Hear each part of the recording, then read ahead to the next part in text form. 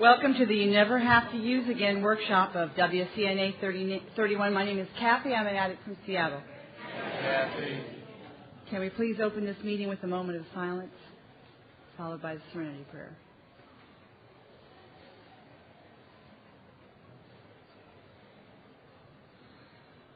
God grants us the serenity to accept the things we cannot change, the courage to change the things we can, and the wisdom to know the difference.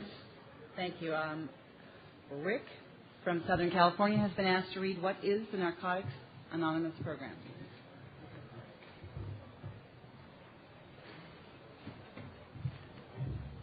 My name is Rick. I'm an addict.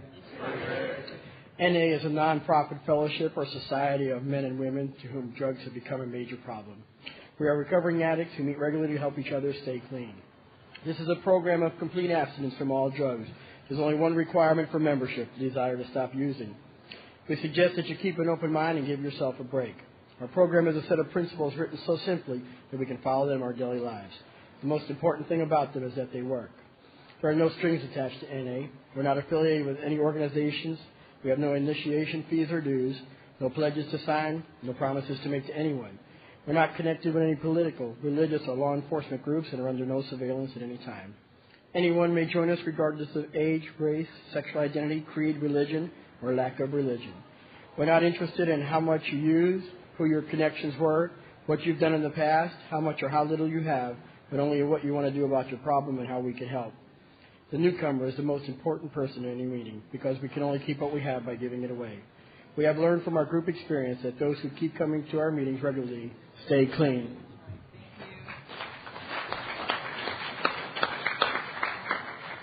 And I've asked Shannon, also from Southern California, to read one prayer.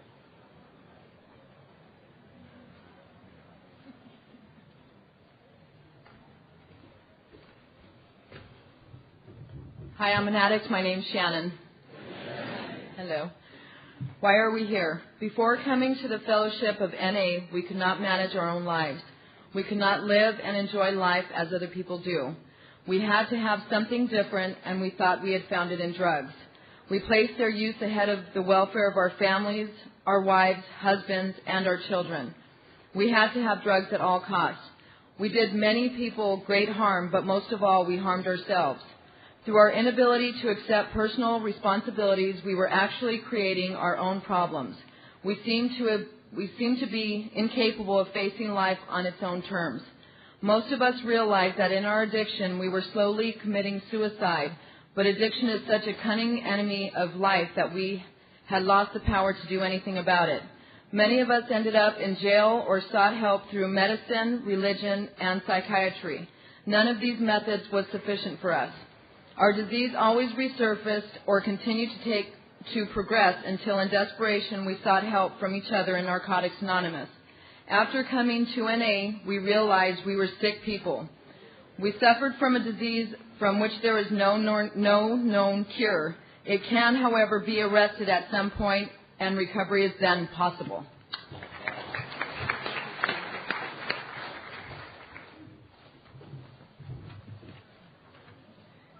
At this time, I'd like to introduce our speaker, who is Bob S. from California.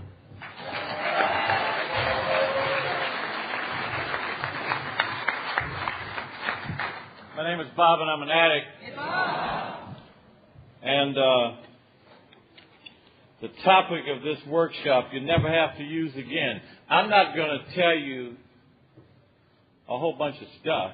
I'm going to tell you my story, which will reveal to you why you never have to use again. You know, I'm going to try not to spend a lot of time in the insanity of active addiction because I don't like to do that shit. You know, I lived it. I don't need to talk about it. You're an addict like me. You lived it. I will tell you this. In 1942, I was born as a product of an interracial relationship. And in those days in Detroit, Michigan, that was a lynching offense. So Bob ended up in an orphanage. And I was adopted at the age of 2.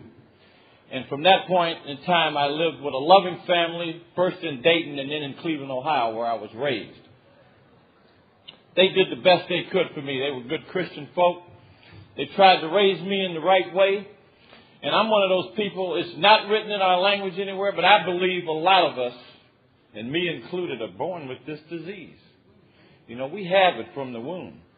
It's not that I jumped out the womb with a syringe in my hand, but the thinking and the concepts and the distorted ideas about who I was and how I saw life started at an early age. I was a very seclusive child, precocious, learned how to read before I went to school. First by looking at pictures in the encyclopedia. Loved those color graphs, those color plates with the animals and all that stuff. I'm one of them guys that could read a National Geographic and I would be in Afghanistan. I'd be riding a camel. I'd be gone. You know, see, I could isolate just in my mind. You know, I was given everything that I could possibly be given to have a good life, a good education, a career, all of those things. But you see, what I was always attracted to was different than what I had. If my mother, my stepmom, told me to sit down, I stood up. If she said it was daylight, I would swear to God, it's midnight. See, I was contrary and obstinate and different. And if I wasn't different, I tried to be different. And what attracted me, you know, I got to tell the truth. When I was a kid, I went to school religiously. I used to get those awards for perfect attendance. I used to get good grades. I got those grades like, my lowest grade was like a B minus. I'd get A's and B's. That's on the academic side.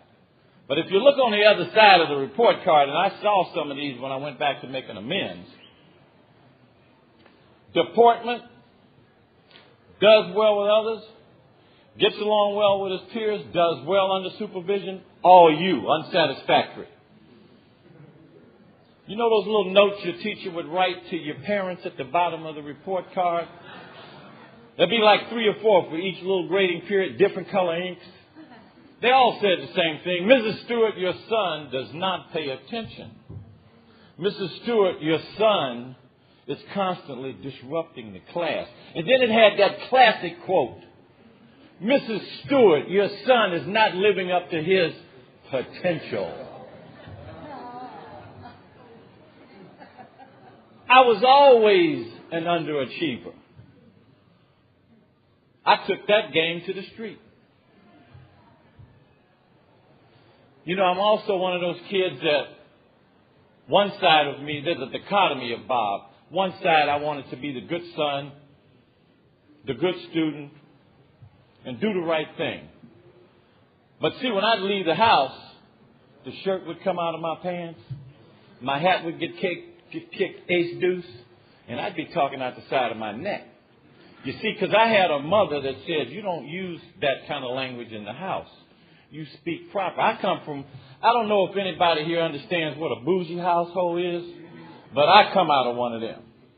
You know, if you know what Jack and Jill, back in those days, the 40s and 50s, the bourgeoisie of the black community had these social clubs called Jack and Jill. And they had these cotillions. But I went to one of them cotillions one time and like to tore it up. I was so loaded. And they said, we don't want that boy here ever again. So that killed all my career with Jack and Jill. See, I was beginning to take on that role of insane behavior. I went in the Air Force. My parents finally said I picked up my first chemical when I was 11 years old. Came in a bottle. We used to call it pluck, you know. And it made me feel different. I don't know about anybody else, but I always had this queasiness, uneasy feeling inside of me that I just wasn't making the mark. I couldn't do what everybody else was doing. I wasn't as slick. My shoes didn't look as good. My pants didn't drape as well. My shirt wasn't pressed right. You know, I just didn't feel like I hit the mark. I could have been beyond the mark, but in my mind, I was not achieving once again. And when I took these chemicals, that feeling went away. It was gone. That continued until they finally kicked me out of the house after 7 door lock changes. I said, you got to go. You're not abiding by our rules and regulations in this house. Find your own place. And I came up with the bright idea of joining Uncle Sam's U.S. Air Force. And they couldn't wait to sign them papers to get me out of there, which they accommodated me. And I went in the Air Force, and I found people just like me. People that like to party, get loaded, gamble, do all those things. People that were attracted. I'm going to give you a scene. When I was like 17 on the streets of Cleveland, Sunday evening or Saturday evening, afternoon summer squall comes up, passes by, streets are wet, gets dark, and the neon lights come on and they're shining off the sidewalk and them wheels of them Cadillacs are spinning. And guys are standing out on the corner drinking that wine and singing that doo-wop. That was me when I was growing up. That was the lifestyle. I was attracted to that. And the ones that really attracted me was them guys standing there nodding, scratching, talking out of the side of their neck, driving the bus from the rear seat, you know. But you see, I wasn't ready to make that committed move yet. I wanted to be a good airman, get back on base, not get written up. Didn't need to be in no brigade because I couldn't party in there. But I ended up getting kicked out of the Air Force in 1964 from Travis Air Force Base in Fairfield, California. And by God, they kicked me out, and I moved to San Francisco. This was 1964, and San Francisco was like Dodge City in 1880. It was wild.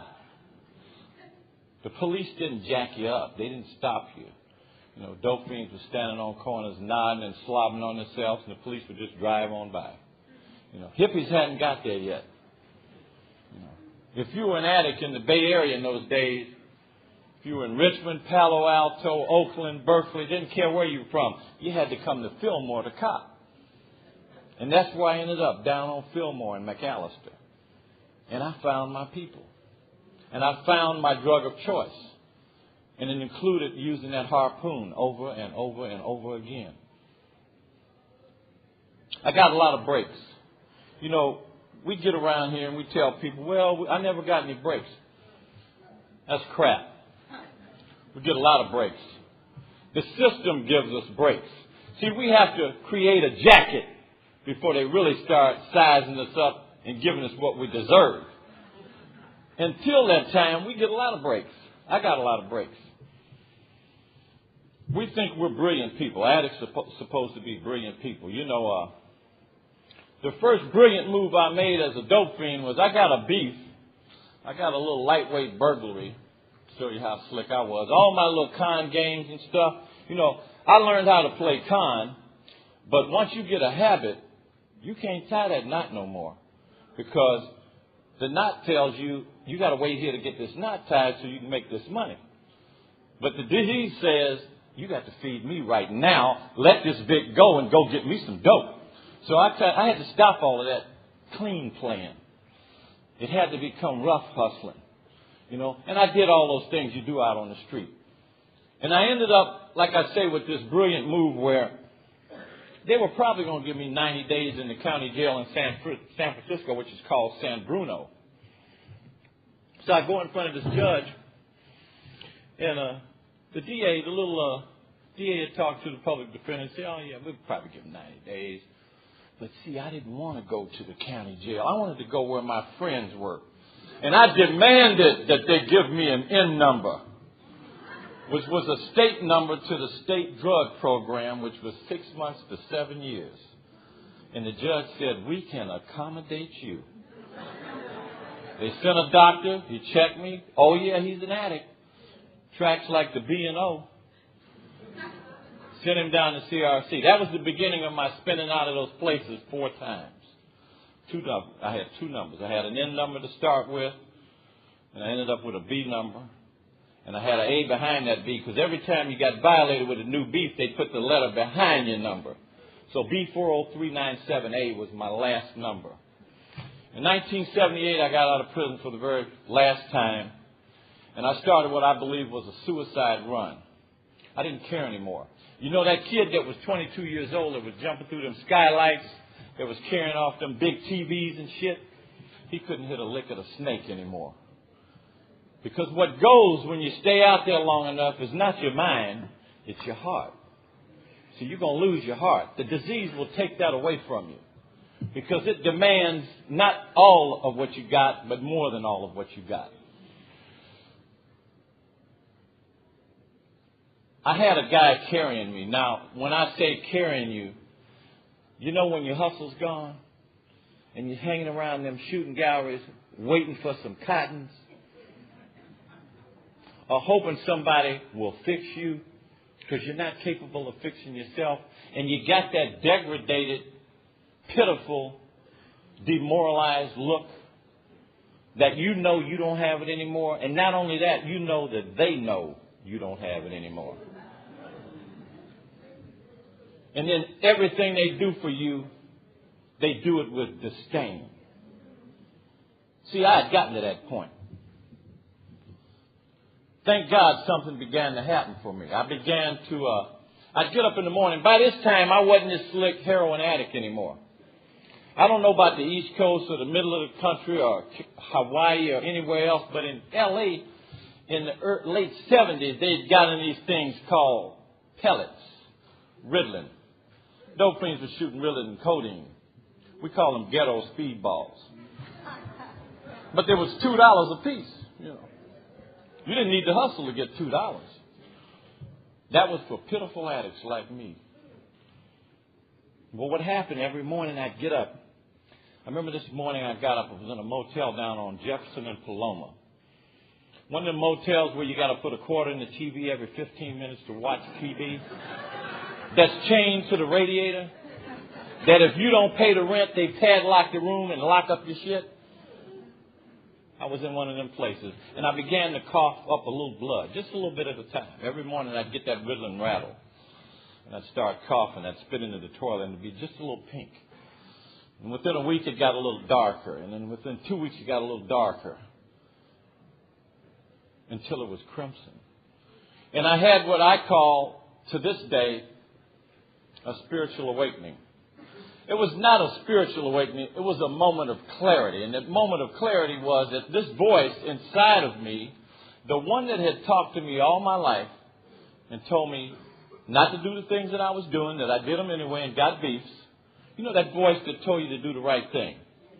You know, it wasn't Spike Lee. It was that voice in your head, you know, saying do the right thing. You know, that higher power that I have in my life was telling me, get to the VA hospital or you're going to die. So I told this guy that was doing all the hustling and carrying me. I had stolen a van from a lady that I worked for when I got out on parole. And I told him, take this hot van and do whatever you want to do with it. But drop me at this liquor store on Vernon and Wall. I'm going to sell this jack out of the van for $2 because I got to catch the bus right there. The number 27 in L.A. goes down Vernon, takes you all the way out to the VA hospital on Wilshire. I had 27 cents in my pocket, a pack of Camels, and that's all I owned. 36 years of my life. When I got to that VA hospital, and they thought because of the description and the how I described the circumstances, the coughing, the blood and all that I may have tuberculosis. So they immediately shot me into an isolation room. The nurse came back with one of those examination gowns, and she gave it to me, and she said, get out of your clothes and put this gown on. The doctor will be in here in a few minutes.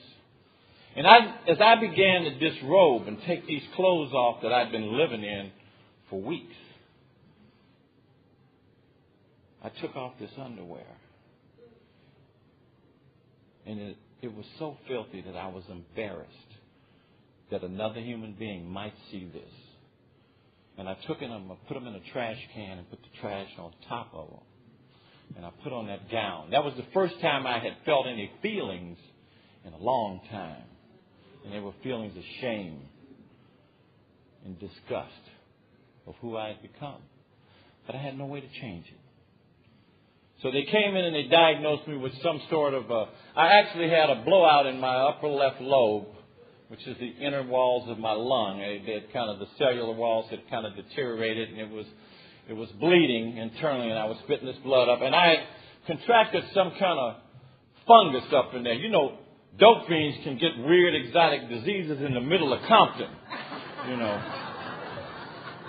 So I had gotten something called aspergillosis, which is like a fungus ball that was bouncing around inside this open lesion. So they began to treat me with antibiotics, and I got better quick.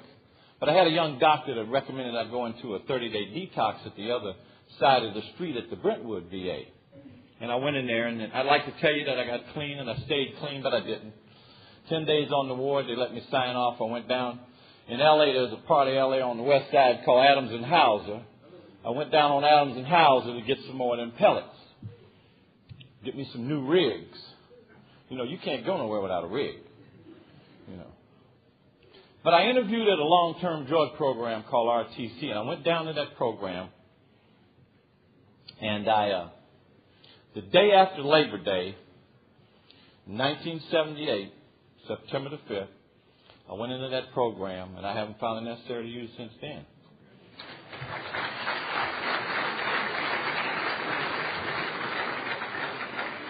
I'm going to tell you what happened from that point. The first thing that happened was that when they were shaking me down, by this time they had given me a little VA credit-like certificate to go to the canteen and buy some underwear and a comb and a brush and some toothpaste and a toothbrush and some, I had a little I had an abscess on my foot, so the only thing I could wear was a pair of them slides, them house shoes. Dope fiends wear house shoes everywhere,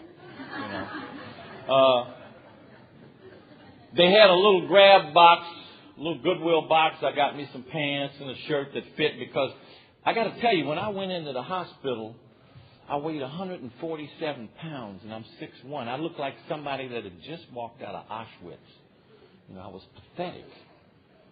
So I got some clean clothes and I went into this program. And the first thing this guy did, he said, put your little bag over there because that's all I had. And that's your little cupboard there and this is your bed. And if you got any other belongings, and I had a little phone book I flipped out there, and he patted me down. He went to walk out the door of the cubicle. And I said, hold it, wait a minute. And I did something I'd never done in my life before. I told on Bob. I said, wait a minute, you missed something. I reached down inside the fly of my pants where you cut it to keep your rig. And I pulled the rig out and I handed it to him. I said, you missed this. And I gave it to him. I would never give nobody my outfit. But I gave him that outfit. And when he got out of there, I said, what the hell I do that for? They might have something good down here. Well, they did, but it wasn't what I thought it was. It was in that program that they introduced me to Narcotics Anonymous. Now, in 1978, even in L.A., there was not a lot of Narcotics Anonymous meetings. In fact, we did not have a meeting every night of the week. We had 4 nights a week. They had NA, and the other nights you had to go to them other folks. And back in them days, there was no basic text. The only literature we had was a little white book we called Hip Pocket Recovery, because you could stick it in your pocket, and I could almost recite Fat Addict by heart. Because that was the first thing I ever read that talked about addicts to addicts. And we had 5 pamphlets. That was the full extent of the language and the literature of Narcotics Anonymous in the world. It had been translated into Spanish, but that was the only other language it was in. We began to go, I went to my first meeting at Saturday Night Live in Venice. In fact, they allowed the house to go. Second phasers could go. You had to support one another. Get the bus, ride down to Venice, go to that meeting. They make you sit at one table. That's the RTC table. And they had screwed up in that house. Somebody had went out and got loaded, got drunk. He didn't get nothing to use, but he got loaded. He got drunk. So they stopped him from going. So we had to petition the director to allow us to go to these meetings. So the first Saturday that they went, I had what they call OD, Officer of the Day duty, where I had to stay behind and sign everybody out and, security walk the house and all that stuff. So when they got back, I was pissed off. I had a resentment. Because they was talking about this wonderful meeting they'd gone to. And I didn't get to go. But the following week I got to go. The first speaker I ever heard I didn't identify with where they'd been, what they'd done, who they were, but I identified with what they felt. And what shocked me more than anything else was that the speaker was a woman. It was a woman named Michelle. And she talked about feeling hopeless.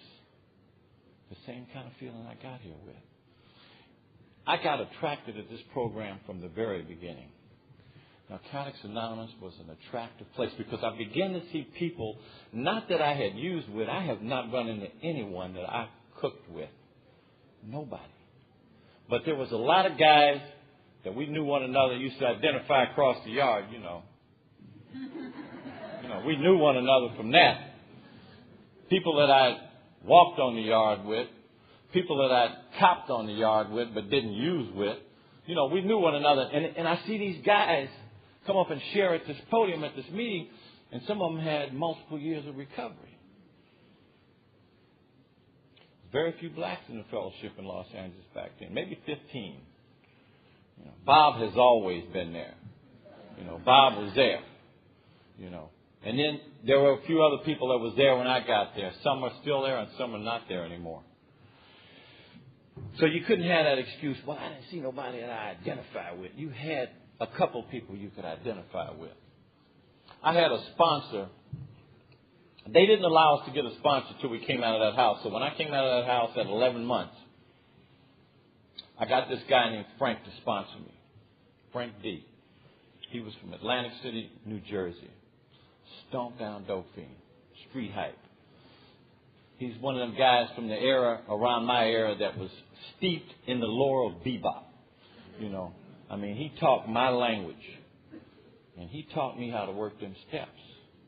I'd go by there to work it wasn't about working the first step. He said, man, I want you to write on 1, 2, and 3. And I don't want less than 2 pages on either one of them. I want you to read them, and when you think you understand it, write. He was a pen in hand man. So I wrote on every step. Now, when it came to that 4th step, I procrastinated something fierce until he told me, you know what? You get up off your ass and finish that step or get another sponsor. I love this man. I don't want to lose him. So I did like you do in high school. I crammed. I crammed about 65 pages of cramming. Because he had told me, I tell you what, you just write what you need to write because it's going to be a 50-50. I said, what are you talking about, Frank? He said a 50-50. I said, what do you mean? He said it's going to be 50% bullshit and 50% truth. So let's get some of the garbage out and then we can work on the rest. I continued to work these steps. I had a little job working at an electronics firm in West L.A. just bagging up products because I didn't know how to do anything. My work skills, my education, I had quit high school the last semester of the 12th grade. I had gotten a GED in the penitentiary. I had taken some correspondence courses and a few on-campus courses in the penitentiary. But that was it. And I worked at this small firm, and I got this feeling in my knot one day. I had about 2.5 years clean, man. I said, man, if I don't take care of this amends, because I was up to the 9th step. I'd written this 8th step out, and I began to work that 9th step. And it was the lady that had stolen that van from. And it was one of those steps where, it was one of them amends where, you know what, Bob, you could go to the penitentiary on this one. Are you willing to go to any lengths to stay clean? Because in my gut, I felt if I didn't make this amends, whether it meant going to jail or not, I would use again. And if I used again, I would die. So I called this woman on a Thursday. Her name was Mrs. Montez. And she had a boarding care facility down on 54th and Crenshaw. And she said, hey, how are you? I said, I need to come by and talk to you. She said, well, come on down. I said, well, I can't get there till Saturday morning because I got a job and I got to be at work. She said, fine, come on by. It was something in the tone of her voice or in my mind that said, uh-oh, police going to be there. So I talked to my sponsor about it, and I shared about it in a meeting that Thursday night, and I went to bed, and I had nightmares, and I got up the next day all day at work. I was nervous and anxious, and I went to a meeting Friday, called my sponsor again, told him I was going over there the next day. And that Saturday morning, I got up and got my little hoopty and drove it down there and parked about a block away. And I sat there about 20 minutes watching the traffic, watching everybody. And when it looked like I didn't see no movement, I got out of the car and went in there. And when I went in, the way her facility was set up, she had these two outbuildings right by the main sidewalk with the entry gate and steps up to her house. And she'd always sit in this big stuffed chair looking out at the street because she was immobile. She couldn't move anymore. And I went in there, and there was no police. And she held her arms open. And she told me how much she loved me and how much she was proud of what I was doing. And she said something to me that I never forget. And I tell everybody this because it's the truth. When you love someone unconditionally, you forgive them before they do what they do. She said, you'd always been forgiven from the beginning because I loved you from the beginning like a son. I don't care about the material things. It's just that you're on the path you need to be on. At 3.5 years clean, I went back to make amends to my parents. And my sponsor had told me at the time, it ain't about what you did. It's about what you need to think about on your way there. Think about your mother going to the post office box, you know, the little mailbox out on the curb, a little country-like mailbox, and there's a line of them for all the neighbors. And the neighbor next door saying, Mrs. Stewart, how's your son Bob doing? And she had to tell him once again, he's in prison. Or once again, she had to say, I don't know, I haven't heard from him in over 2 years. And that they didn't know I was dead or alive because our communication had broken down over those years. And when I went back to make those amends, I hadn't seen these parents in the flesh for 20 years. And God gave me the opportunity to sit down with each one and make amends. And I like to share this with people out there who are coming up on this step. When you make this amends to these folks, you do not have to be in detail. They don't need all the graphic details because they lived them as you did them.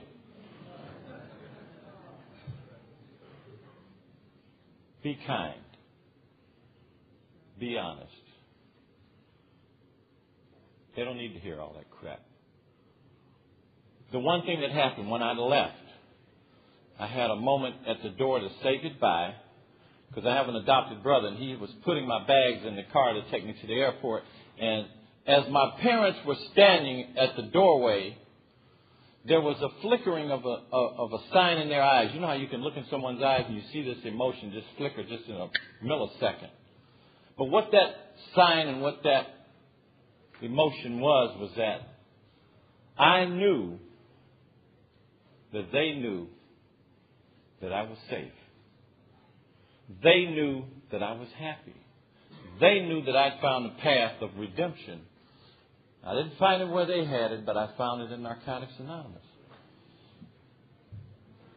At 5.5 years clean, I got a call from my brother, and they said, Bob, you need to come home. Mommy died yesterday. And I went home. And when I sat in the front pew as the minister was doing the obituary sermon for my mother,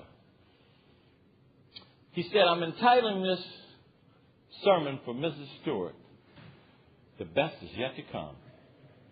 And he began to discount and account all the things that I had in my mind. You know, I had this image of my stepmother that it just didn't match up because I'm one of them kids that was ashamed of his parents. I don't know if you were, but I was. You know, I had older parents. And my mom didn't look like Danny's mother. And my dad didn't look like John's father. You know, to me, they was old fogies. You know, they just wasn't as slick as everybody else's parents. And I was ashamed. And then I was really ashamed because when I was 13, my mom said, I'm tired of being a domestic and maiden for these folks. I'm going to get a license and raise foster kids. And she started bringing in all these foster kids. And I was ashamed of that. And I was sitting in that front row and I started crying tears of joy. Because for the first time, man, I was proud of my mother. I understood what she had done. I understood her passion. I understood that what she was doing was exactly what we do. Reach out and touch someone. Help those that cannot help themselves. And I had some pride. And I moved on in my life. And then, ever so often I'd go back. I never was close with my brother or my father. And then all of a sudden my father started to deteriorate mentally. And my brother took him in and took care of him. And he called me one time and he said, I need you to sign a power of attorney so I can take care of Dad. And you know what? He did.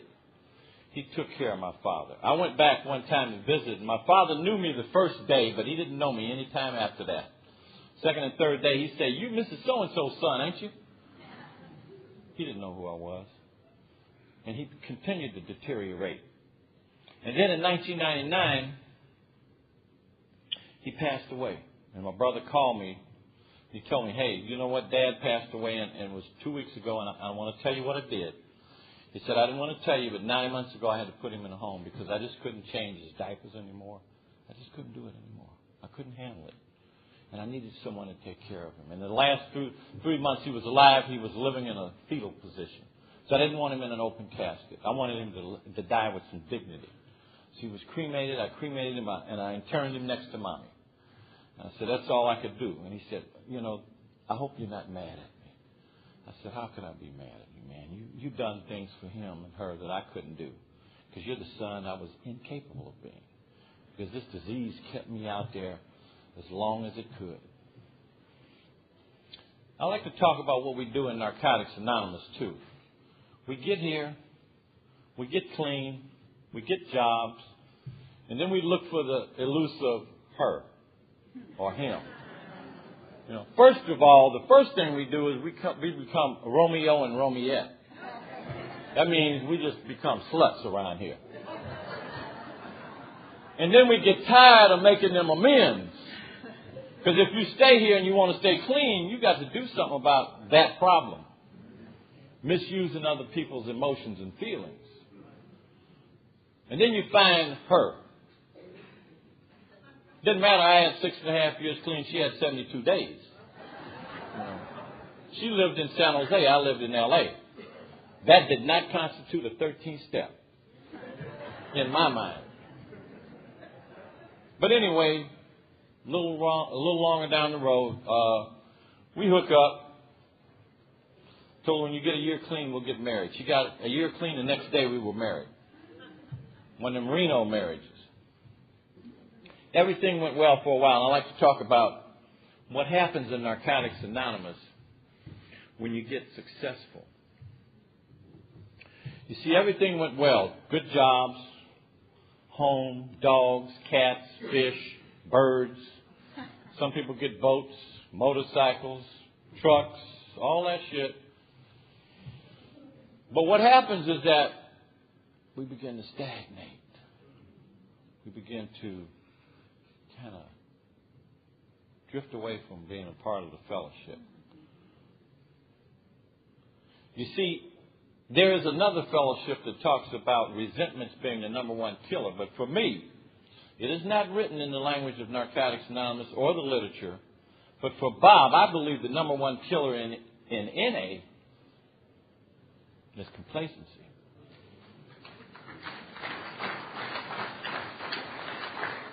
When the Monday night meeting gets supplanted by NYPD Blue. When your Thursday night candlelight gets superseded by CSI. You know, we got everything today, even Devo. But doping's got to be there. They might miss something. The machine might break. You know. So we get complacent. I had a commitment at a penitentiary that I had done some time in for 13 years. And that commitment saved my butt during this period of, extreme complacency. But my partner didn't fare as well. She relapsed at 10.5 years clean. And I got through that. And we got through that. I put her in treatment twice. And she got back on track, and she put another 5.5 years together. And then when I had over 22 years clean, she went out again. And she went out and stayed out a good while. And this time it got crazy. You know, forged prescriptions, cases, DUIs, judges, courts, all of that stuff. But I stayed as long as I could stay because you know what? Who am I to say what it takes? But there comes a time when you have to move on. You have to. And you have to do it with some kind of love and compassion. And I hope that's what happened. Because I had to move on. You know. My life has changed today. I have a new relationship in my life today. You know, Narcotics Anonymous has given me everything I have. I got to tell you this, because I don't flaunt this. I have been one of your special workers at the Narcotics Anonymous World Service Office for almost 21 years.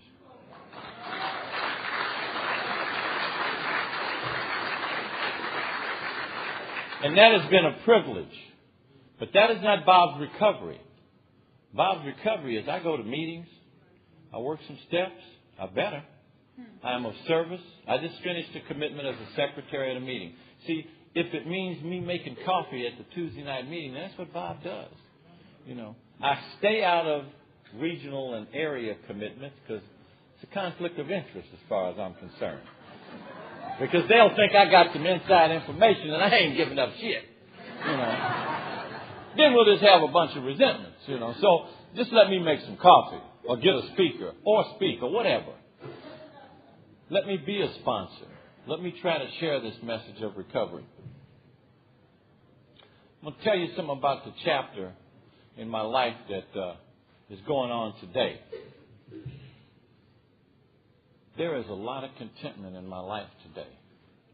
You know, I was diagnosed with Hep C in 1992, but I have been fortunate enough not to have to go on that treatment yet. It's not saying that I won't ever have to, but I realized that the stress that was going on in my life, and it proved itself in the test that was being run, is that the stress that I had going on in my life had driven my viral loads out of the goddamn ceiling. You know, but as soon as I made that decision to change my life and to move on, things began to change physiologically for me. And right today, I'm doing okay. I'm doing fine. You know, I have met so many wonderful people in this fellowship. You see, it's the people that count. Because it's the people that saved my ass over and over and over again.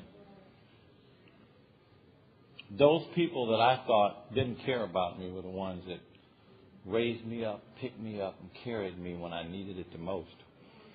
I want to put a closing chapter on a part of my life that I shared about. I shared about being ashamed of these foster kids.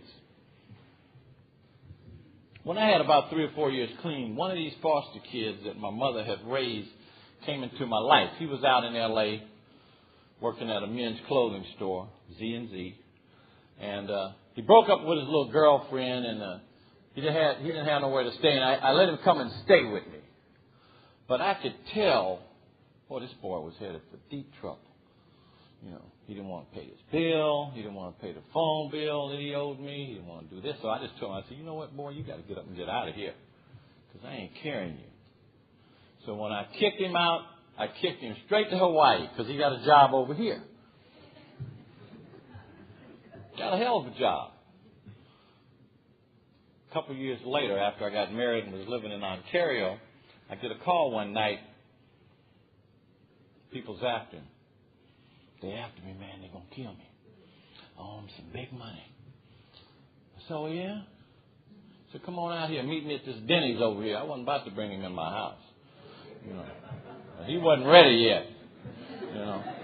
So we meet at Denny's, and he said, man, I need a couple $100. I said, you do? I said, here's $40 and a meeting schedule. Get your ass to a meeting. You need some help, and I can't help you. You know. So I didn't hear from him anymore. I got here Wednesday evening. And I got a voicemail message on my phone from my office. It was one of my coworkers, and they said, your foster brother, Eddie, is trying to get a hold of you.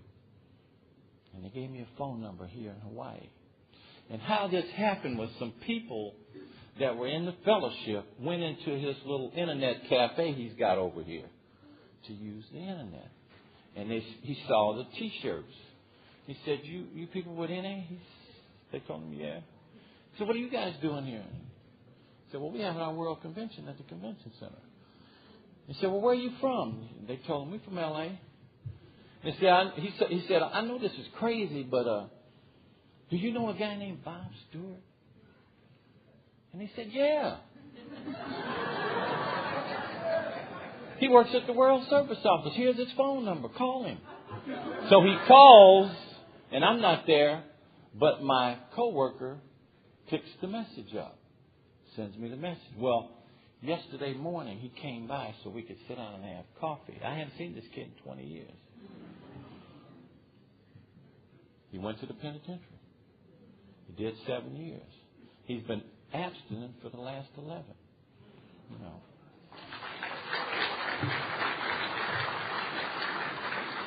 You never know what turn your life is going to do in this fellowship. You never know where your recovery is going to take you. But I do know this. You don't have to use no matter what. You never have to use again. One day at a time. Sometimes it's a minute. Sometimes it's an hour at a time. But you don't have to pick up. See, one of the first lessons they taught me when I got here was that if you don't pick up, you will not get loaded. It's just that simple. I'm going to put one other post note on this, and then I'm going to close. You never know when your ninth step is done. I am a person who believes that the ninth step is never done. Because we can't remember all them people we hurt. If you like me, you blank it out until it comes time to deal with it. I told you about my dad passing away and my brother interning him with my mom. About a year after that happened, I went back to do a conference in Columbus, Ohio, and I scheduled a couple extra 3 days to go up to Cleveland and visit with him and some relatives, the ones that were still alive, because they all just about dead now. So when I got there, I talked to him, and I said, leave me directions to the cemetery. So he got up to go to work the next morning. He's a FedEx driver, and he left it on the kitchen table for me. And I got the directions, and I went out to this cemetery near Warrensville. And I go to the office of the cemetery after I stopped at this flower shop and got a couple bouquets to put on the headstones or the grave. And I go in the office, and the lady says, well, the plot's over here, and she shows it to me on the little map of the cemetery. And I walk out there, and I don't find it. And I go back, and she says, no, it's there. You went to the right spot. Go by that tree. I go back, and I don't find it. So I go back, and then she takes me like a little kid and takes me out here, and she points down. And when I looked down, she had turned and headed back to the office. When I looked down, there was no headstone. And the first feelings that I had was anger. I was angry. I was upset. How could this happen? You know. And then I started to repeat the serenity prayer. And I said it a few times. And then it came to me. Bob, your ninth step's not done. And I went in that office and I ordered a double headstone for them. And I told her, when it's in place, I want you to take a picture and send it to me, because I don't know when I'll get back here, but I'll make sure that this gets done. You see, you never have to use no matter what. You never have to use again. But you do have to do a few things around here. You have to reach out to the addict who still suffers. You have to go to meetings. You have to be of service. You got to stand for what you believe, or you'll go for anything. And if it ain't right, and say it ain't right. And if it is right, give them credit for doing it right. Don't be beyond that. We're not perfect. I'm not. I'm Bob. I'm an addict. Thank you for letting me share.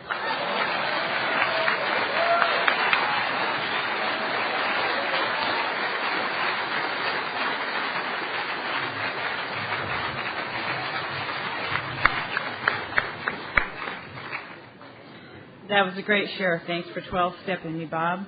I've asked Greg from D.C. to read just for today. All right, Greg.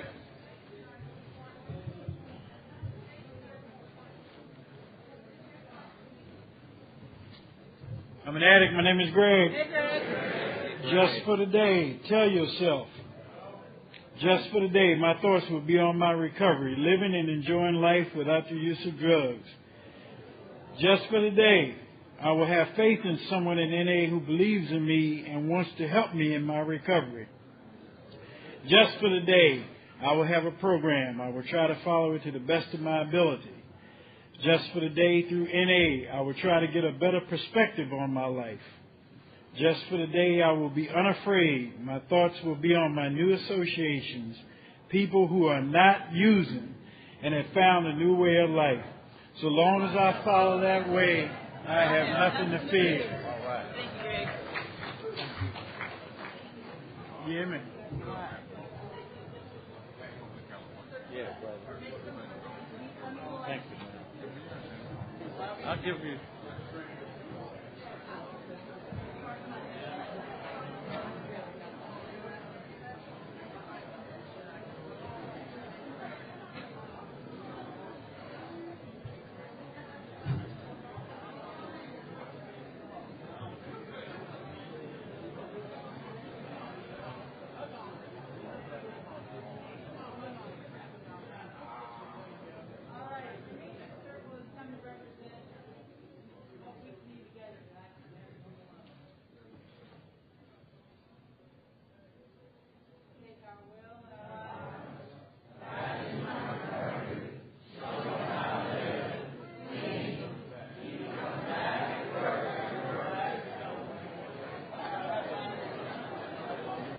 Welcome to the You Never Have to Use Again workshop of WCNA 31. My name is Kathy. I'm an addict from Seattle.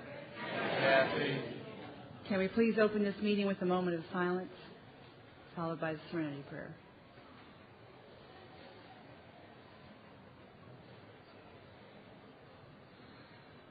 God, grants us the serenity to accept the things we cannot change, the courage to change the things we can, and the wisdom to know the difference.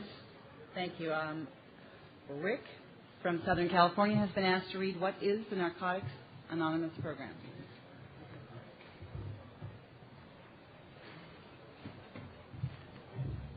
My name is Rick. I'm an addict. NA is a non-profit fellowship or society of men and women to whom drugs have become a major problem. We are recovering addicts who meet regularly to help each other stay clean. This is a program of complete abstinence from all drugs. There's only one requirement for membership, the desire to stop using. We suggest that you keep an open mind and give yourself a break. Our program is a set of principles written so simply that we can follow them in our daily lives. The most important thing about them is that they work. There are no strings attached to NA. We're not affiliated with any organizations. We have no initiation fees or dues, no pledges to sign, no promises to make to anyone. We're not connected with any political, religious, or law enforcement groups and are under no surveillance at any time. Anyone may join us regardless of age, race, sexual identity, creed, religion, or lack of religion. We're not interested in how much you use, who your connections were, what you've done in the past, how much or how little you have, but only what you want to do about your problem and how we can help. The newcomer is the most important person in any meeting because we can only keep what we have by giving it away.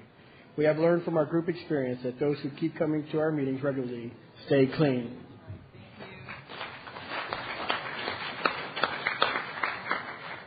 And I've asked Shannon, also from Southern California, to read one prayer.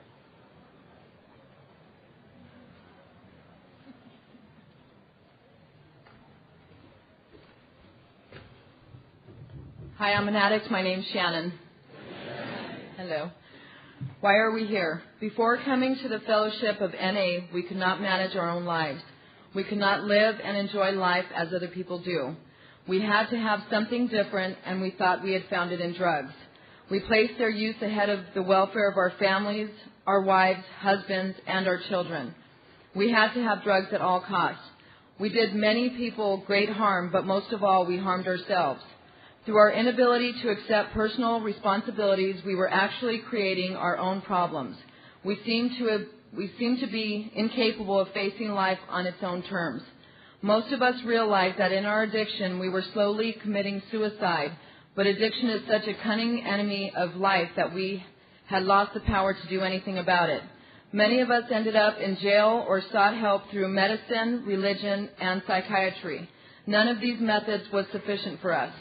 Our disease always resurfaced or continued to progress until in desperation we sought help from each other in Narcotics Anonymous.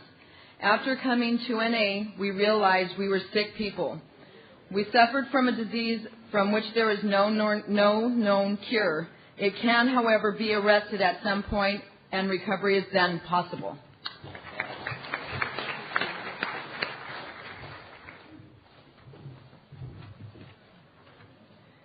At this time, I'd like to introduce our speaker, who is Bob S. from California.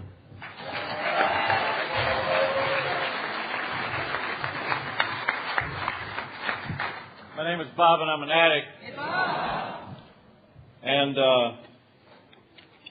the topic of this workshop, you never have to use again. I'm not going to tell you a whole bunch of stuff.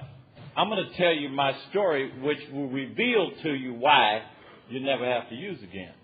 You know, I'm going to try not to spend a lot of time in the insanity of active addiction because I don't like to do that shit. You know, I lived it. I don't need to talk about it. You're an addict like me. You lived it. I will tell you this. In 1942, I was born as a product of an interracial relationship. And in those days in Detroit, Michigan, that was a lynching offense. So Bob ended up in an orphanage. And I was adopted at the age of 2. And from that point in time, I lived with a loving family, first in Dayton and then in Cleveland, Ohio, where I was raised. They did the best they could for me. They were good Christian folk. They tried to raise me in the right way. And I'm one of those people, it's not written in our language anywhere, but I believe a lot of us, and me included, are born with this disease. You know, we have it from the womb. It's not that I jumped out the womb with a syringe in my hand, but the thinking and the concepts and the distorted ideas about who I was and how I saw life started as an early age. I was a very seclusive child, precocious, learned how to read before I went to school, first by looking at pictures in the encyclopedia, loved those color graphs.